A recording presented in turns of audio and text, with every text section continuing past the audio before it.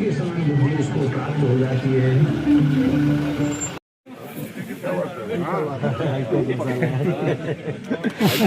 जय ओम मंगलम कौशलेन्द्राय महनीय गुणाब्धे चक्रवर्ती तनूजाय सार्वभौमाय मंगलम।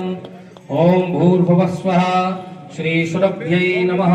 गोभ्यः श्रीमतीभ्यः शौरभेभ्य च नमो ब्रह्मसुताभ्यश्च पवित्राभ्यो नमो नमः।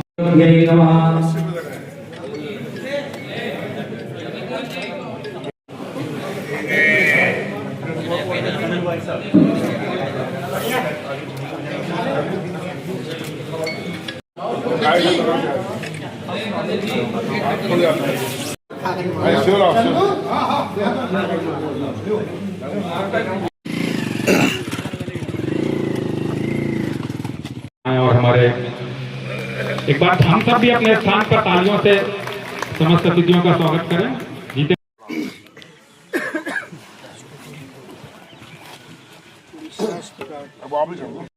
सभी अतिथि करेंगे स्वागत। प्रत्येक माह की 9 तारीख को यहाँ एक नेत्र शिविर का भी आयोजन होता है। ललित नायक जी, मैं उनको मंच पर आमंत्रित करता हूँ। शरद गुप्ता जी, अभिषेक गुप्ता जी, सुरेंद्र तिवारी जी, अतुल गुप्ता जी वैश्य महासम्मेलन से, सिद्धार्थ जैन जी, बॉबी राजा जी, ऐसे समस्त जिनके नाम पुकार रहा हूँ वो मंच पर आए।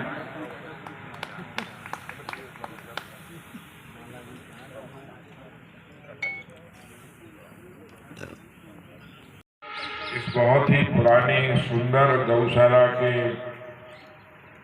अनेक कार्यक्रमों में ये आयोजन में मंच पर विराजमान हमारे यहाँ के बहुत ही लोकप्रिय विधायक कामाख्या प्रताप सिंह जी, आदरणीय बीरेन भाई साहब, हमारे यहाँ के आयोजक गौशाला के संजू पाठक जी, अनूप तिवारी जी, यहाँ की सरपंच साक्षी सोनी जी, बालचंद्र जी, अमृत सिंह जी, बेबी राजा जी, अरविंद त्रिपाठी जी, महेश पटोले जी, आशीष ताम्रकार जी जो संचालन कर रहे हैं, और सभी मित्रों साथियों, सच मायने में इतनी सुंदर और इतनी भव्य विशाल गौशाला मैंने तो अपने जीवन में पहली बार देखी। और इतनी सुंदर इसलिए कि मैं देख रहा था कि चारों तरफ बड़ा ही आराम से गाय विचरण कर रही है, आओ हवा भी अच्छी है, पानी की व्यवस्था भी है, और जितनी गाय में देखा तो सब बहुत ही सुंदर और हेल्दी थी। ऐसे नहीं कि बहुत ही बीमार अवस्था में हो कि बहुत ही दिनहीन अवस्था में। तो यहाँ के संचालक मंडल जो है ना, ट्रस्ट का बहुत ही मन से, दिल से और आत्मा के साथ गांव की सेवा करना बहुत बड़ी बात होती है। गौशालाएं तो हम लोग खोलवा देते हैं, पर उसके बाद प्रॉपर उनकी देखरेख नहीं होने से बहुत से आलोचक ही मिल जाते हैं। गौशाला तो खोल दी, न उनको पीने की व्यवस्था है, न खाने की, न उपचार की, न सुविधाएं, और इतनी अधिक जो यहाँ सुविधाएं हैं, और जो यहाँ ट्रस्ट के लोग हैं, बताया गया कि ट्रस्ट के लोग भी जहां से जैसे बनता है सरकार के सहयोग के अलावा भी जो भी संभव होता है दानदाता अपने हिसाब से सहयोग करते हैं। वो सहयोग भी यहाँ लग रहा है, लगातार सुविधा यहाँ है। मेरी बहुत दिन से मैंने नाम भर सुना था, हमारे समधी हैं नरेंद्र परमार जी, वो यहाँ जुड़े थे गौशाला से, तो कई बार उन्होंने कहा कि संजू भैया याद कर रहे हैं, संजू भैया याद कर रहे हैं। तो मैंने कहा पहले विधायक जी से कहो, भाई विधायक के बिना पूजे के क्षेत्र में हम लोग नहीं जाते। सबकी सहमति हुई कि भाई आना चाहिए।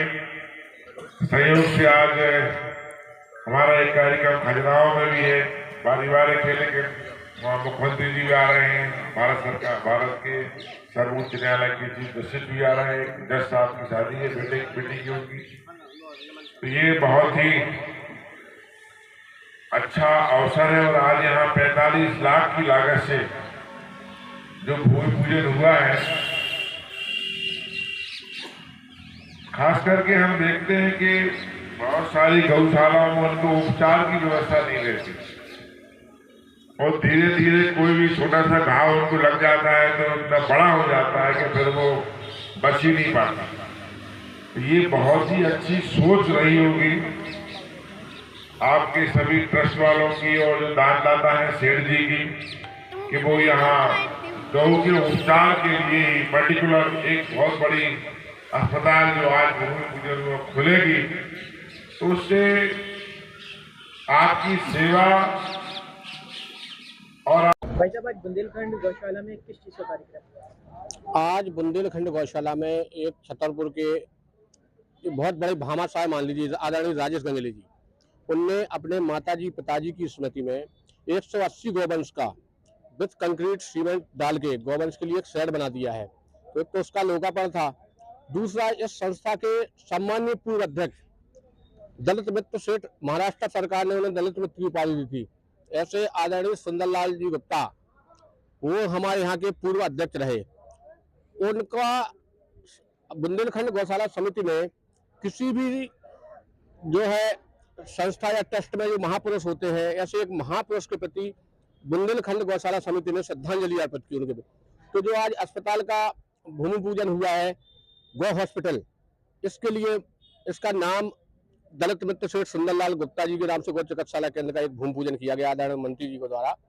तो एक दो बड़े कार्यक्रम, एक आदरणीय राजेश गंगले जी द्वारा अपने पूज्य माताजी पिताजी की स्मृति में एक शेड का निर्माण किया गया, वो लगभग 180 गौवंश का लगभग 40 लाख की लागत से गंगले जी ने निर्माण किया। तो उसका आज लोकार्पण भी था। सड़कों पे जो आवारा गौवंश घूमते हैं उनको भी गौशाला में रखा जाएगा क्या? मैंने तो आपके माध्यम से, आपके चैनल के माध्यम से, बल्कि हमारी यह बात तो आप माननीय कलेक्टर प्रशासन तक भेजिए। ये 84 एकड़ का रकबा है। जैसे जैसे गायों के लिए शेड बनते जाएंगे, भूसा गोदाम बनते जाएगा, लगभग हम 2000 गौवंश रखेंगे। ये हम वचनबद्ध इसके लिए, क्योंकि लेकिन गाय यहाँ नौगांव में टेम्परेचर बहुत डाउन होता है, तो गाय जब ठंड में रहती है तो जैसे जैसे शेड बनते चले जाएंगे, हम गौवंश लेते चले जाएंगे। यहाँ पर गौवंश रखेंगे, सेवा उतनी ही की जाएगी। यहाँ इतना हमारे पास शेड है, भूसा गोदाम है। तो हमें चाहते हैं, आपके चैनल के भी द्वारा पुनः कहूँगा कि चैनल के माध्यम से कि आप ऐसा हमारा माननीय मैसेज जहाँ आपको लगे भेजिए कि जैसे ही जैसे शेड बनते जाएंगे, जैसे आदरणीय गंगले जी ने बना दिया 180 गौवंश का, सम्मानित सदस्य भी हमारे यहाँ के, तो ऐसे शेड अगर बनते जाएंगे तो निश्चित ही हम गौवंश की संख्या बढ़ाते चले जाएंगे। मंत्री आज बुंदेलखंड गौशाला में आप आए हैं, अपने बच्चों को भी किया, एक चलता अस्पताल की भूमि पूजन भी किया। कैसी गौशाला है और क्या? देखिए, बहुत ही सुंदर, भव्य और विशाल गौशाला है। और मैंने मंच पर बोला कि मैंने तो अपने जीवन में इतनी बड़ी और सुसज्जित गौशाला पहली बार देखी है। बहुत ही अच्छा लगा यहाँ कर। आज 45 लाख की भवन का भूमि पूजन हुआ है, जो कि बहुत आवश्यक है। गाय जब हमारी किसी कारण से उनको जख्म लग जाता है, उनको उपचार की कोई सुविधा नहीं रहती, तो उपचार के लिए आज यहाँ बहुत बड़ा 45 लाख का आज जिला चिकित्सालय खुलेगा इस परिसर में। और यहाँ के आयोजक मंडल, यहाँ के ट्रस्ट के लोग, यहाँ के सेवादार, यहाँ के दानदाता, सभी लोग बधाई की पात्र हैं जो इतनी अच्छी गौशाला चला रहे हैं। और मेरी तरफ से मैंने आश्वस्त किया है, जो आवश्यकता पड़े मैं पूरी तन मन धन से सहयोग करने को तैयार हूँ। जहाँ देश में देसी गाय जो उपलब्ध होती जा रही है, बुंदेलखंड में खासकर देसी गाय जो है बहुत ज्यादा संख्या में है और लगभग सड़क पर निकलती है तो दुर्घटनाएं भी होती, लोगों की मृत्यु होती है। देखिए, ये गौशाला को मॉडल गौशाला मध्य सरकार बनाएगी, बहुत ही मॉडल गौशाला बने। मैं तो चाहता हूँ एक आध बार डॉक्टर मोहन यादव माननीय मुख्यमंत्री जी को भी यहाँ लाऊं, ताकि वो भी देखें निश्चित रूप से। और गौशालाओं के लिए मुख्यमंत्री जी कुछ करने का प्रयास कर रहे हैं। अभी हम लोग पहले 20 रुपये पशु को देते 40 रुपये कर दिया है। तो गौशाला जो सरकारी, उनमें भी हम लोग बहुत सुधार कर रहे हैं और इसमें जो भी बन सकेगा वो सरकार पूरी मदद करने को तैयार है।